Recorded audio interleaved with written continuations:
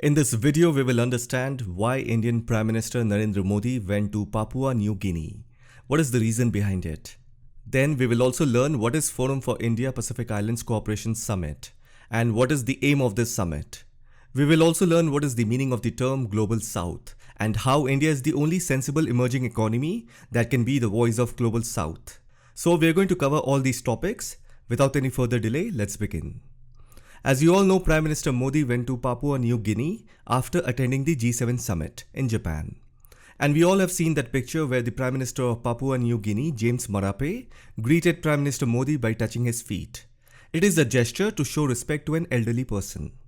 The main objective of Prime Minister Modi's visit to Papua New Guinea was to attend the Forum of India-Pacific Islands Cooperation Summit. Now let me also quickly tell you what is this forum all about.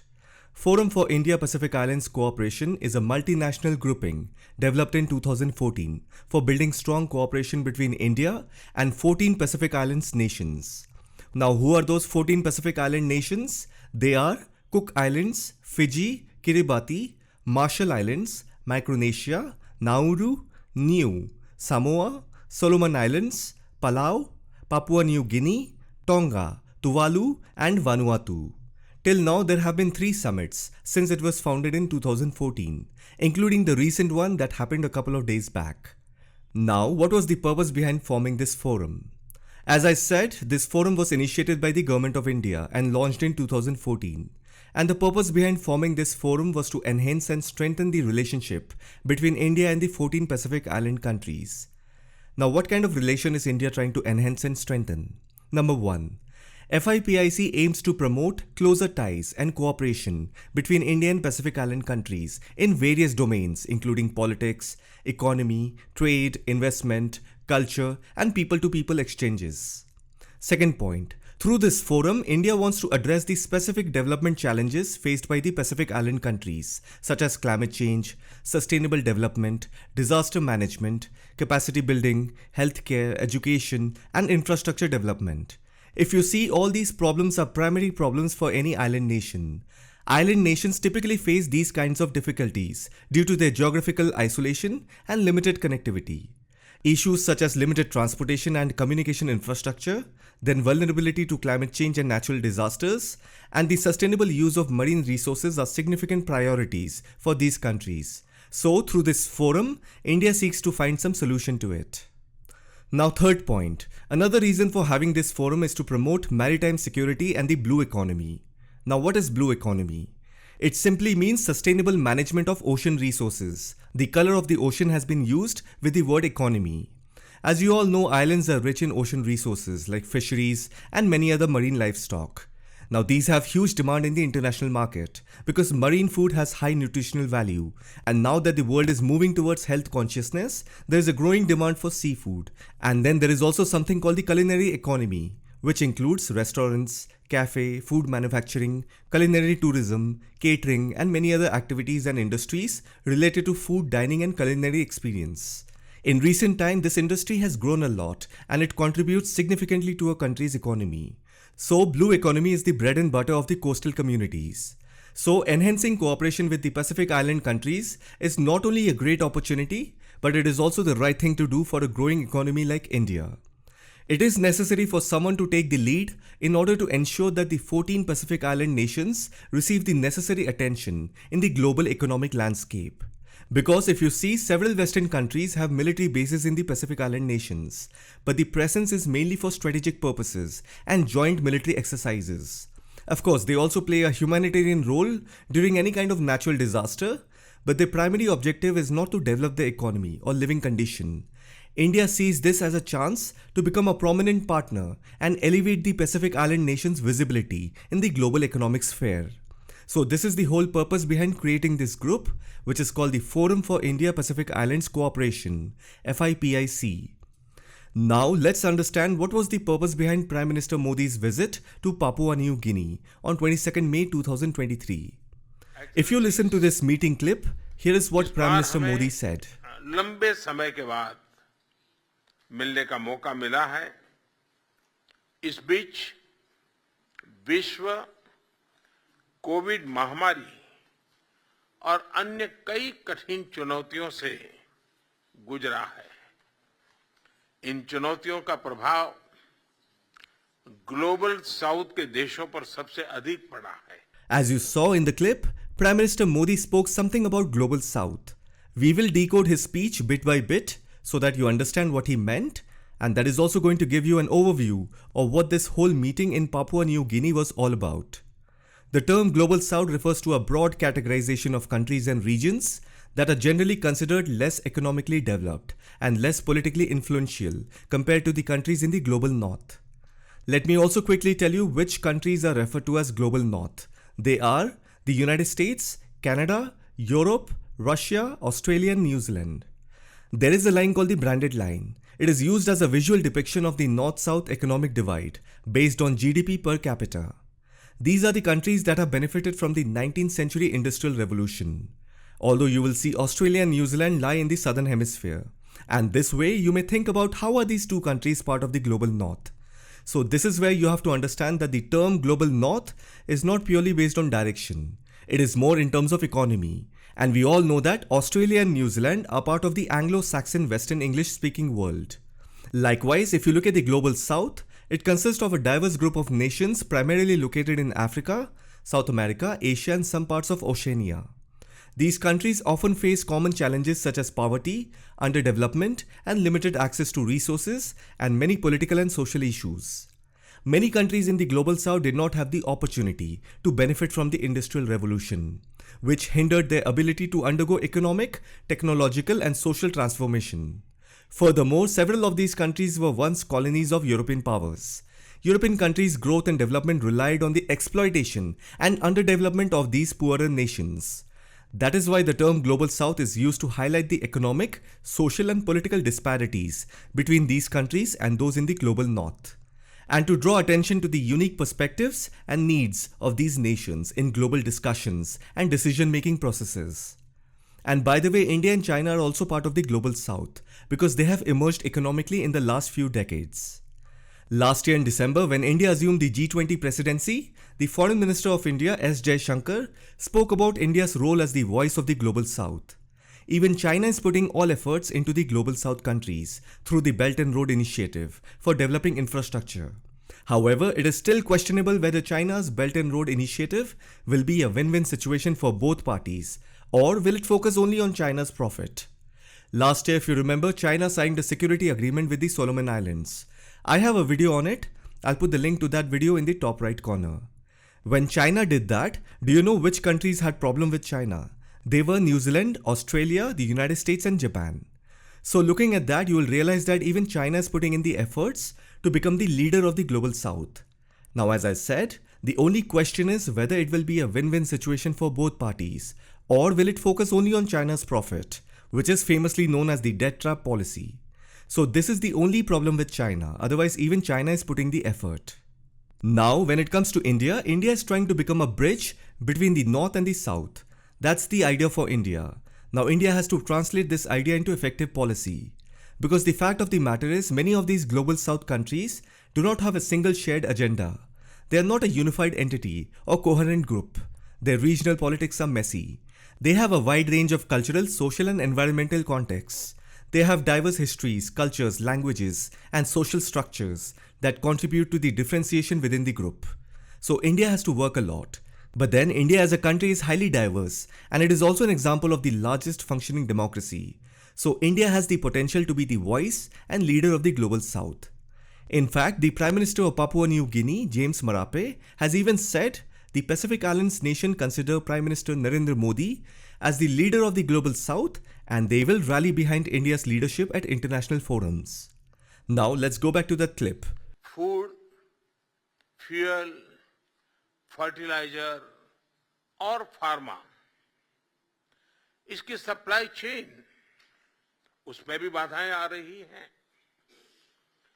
जिन्हें हम अपना विश्वसनीय मानते थे। पता चला कि जरूरत के समय वो हमारे साथ नहीं खड़े थे। इस कठिनाई के समय में पुराना वाक्य सिद्ध हुआ, A friend in need is friend indeed. He said the Global South nations were already facing challenges, and since 2020, they have encountered additional issues that have further escalated their problems. One significant obstacle is the disruption in the supply chain of essential commodities like food, fuel, fertilizers, and pharmaceuticals. These disruptions have severely impacted the economies of Global South countries. Prime Minister Modi even said, "Those whom we trusted did not stand with us when needed." Now the question is, who is he talking about? Of course, he is taking a dig at the developed nations. You will not find any other Prime Minister or President who would have the power and courage to speak the truth. He actually said all of this about the United States and Europe for the hypocrisy. If you remember, during COVID, all developed countries hoarded vaccines and did not leave anything for other countries to buy. It was India, that is Bharat, who not only vaccinated the entire country, I'm talking about India, unlike the harmful ones like Pfizer and Moderna, but also sent millions of vaccines to all the nearby countries, even when they did not have money to pay. And India has sent vaccines to even those countries who could not afford US and European vaccines. Beyond India's immediate neighbors, South Korea, Qatar, Bahrain, Saudi Arabia, Morocco, and South Africa also got Indian vaccines. Now, apart from this, Western countries even hoarded food items like wheat, sugar, sunflower, soya beans, etc. last year when Russia-Ukraine conflict began. And Prime Minister Modi also took a dig on Russia for aligning with China more after what India did for Russia at times of war by supplying medicines, automobiles, spare parts, and other products at cheaper prices. We understand the fact that after Russia-Ukraine conflict, the balance of power in the Russia-China alliance has reversed. China is now the senior partner, whereas Russia has depleted a lot of its resources. Because of this, it has to depend more on the Chinese economy. Now, India is not at all expressing sadness over Russia's failure to reciprocate the favor. The main point is that Russia, like any other country, prioritizes its own interests. However, it is important to note that this specific incident should not be equated with the long-standing strategic relationship that India and Russia have fostered over several decades. Prime Minister Modi, in his address to the Pacific Island nations in Papua New Guinea, aimed to subtly communicate a message to these island nations. And what is that message? Prime Minister Modi is saying that the global supply chain of food, fuel, fertilizers, and the pharmaceutical industry is facing hurdles because of the policies of developed nations. Therefore, these Pacific Island nations have to be wise in choosing their friends and whom they want to align with. If I have to summarize this, Prime Minister Modi is indirectly giving a hint that you cannot trust China, which is a fact. And Russia is no longer an attractive partner because not only it is heavily sanctioned by the West, but it is also excessively dependent on China. And then you also cannot trust the Western countries because during the time of great emergency, they showed no morals, ethics, or value. They hoarded vaccines and food items. So if you see what other options these Pacific Island nations and the Global South nations have apart from India, India would be a reliable partner to small island countries even during difficulties caused by supply chain disruptions and the climate crisis. India was committed to a free and open Indo-Pacific trade. So if you see India, that is Bharat, is a trusted and reliable partner. But many of these small island countries do not understand this. In fact, before Prime Minister Modi, US President Joe Biden was supposed to visit Papua New Guinea. He cancelled his visit to Papua New Guinea and Australia and went to Hiroshima, Japan to attend the G7 summit. Instead of Biden, US Secretary of State Antony Blinken, he visited Papua New Guinea on Monday 22nd, and both the countries signed a defense and maritime cooperation agreement. If you remember, I told you last year China did the same thing in the Solomon Islands. I even suggested you to watch one of my videos on that topic. And now the United States is doing the same thing with Papua New Guinea. Basically, if you see, these small island nations are getting sandwiched between the United States and China.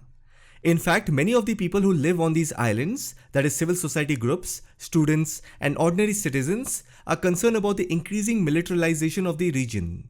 On the same day when they signed an agreement with the United States, Papua New Guinea also hosted Prime Minister Modi. And that is when the Prime Minister of Papua New Guinea, James Marape, told that the Pacific Island nations consider Prime Minister Narendra Modi as the leader of the Global South, and they will rally behind India's leadership at international forums. Now, somewhere in my mind, I also feel that these Pacific Island nations are also playing their own geopolitical game. They are hosting China, United States, and also India. And I have said this thing in that video where China went to the Solomon Islands to sign a security agreement. You can go and check that video. I have said something which I will again repeat in this video. I said these island nations realize their geostrategic importance. So don't be surprised if these islands' government uses that as an opportunity for seeking new alliances. And then they start playing off one partner against another to extract benefits.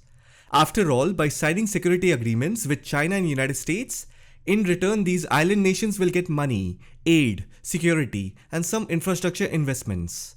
And think about it, watching the Solomon Islands and Papua New Guinea prosper, nearby countries and islands will also feel the urge of approaching China and the US for similar development plans.